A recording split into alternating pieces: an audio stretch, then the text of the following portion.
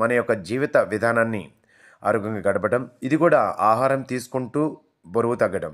ఏదో కడుపు మార్చుకొని అలా కాకుండా మనం మంచిగా ఆహారం తీసుకుంటూ వెయిట్ లాస్ అవ్వటం గ్యారంటీగా వెయిట్ లాస్ ఉంటుంది.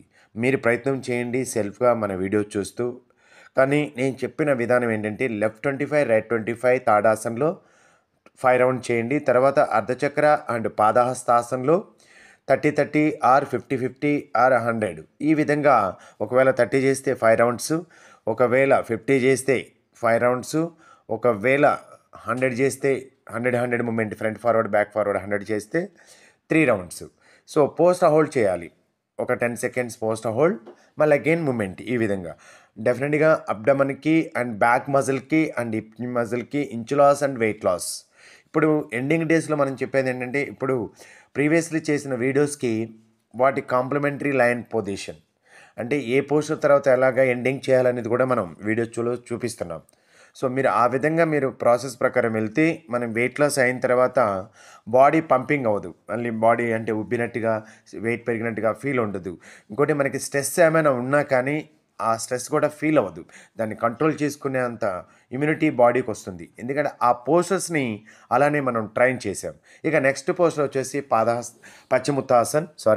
పశ్చిమోత్తాసన్ అండ్ పాద movement back forward and front forward and foot catch పశ్చిమోత్తాసన. ఈ విధంగా 30-30 5 రౌండ్ చేయండి మూమెంట్.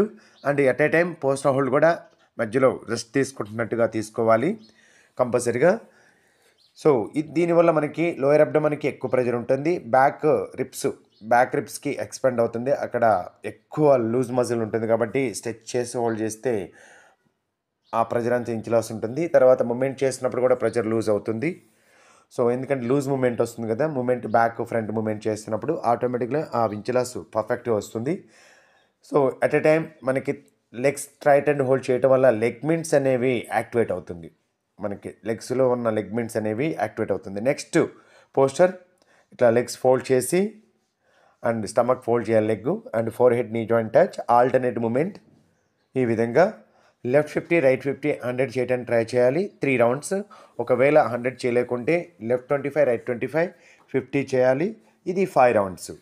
అండ్ పోస్ట్ హోల్డ్ కూడా అలానే చేయాలి స్లోగా posture hold and long inhale long exhale.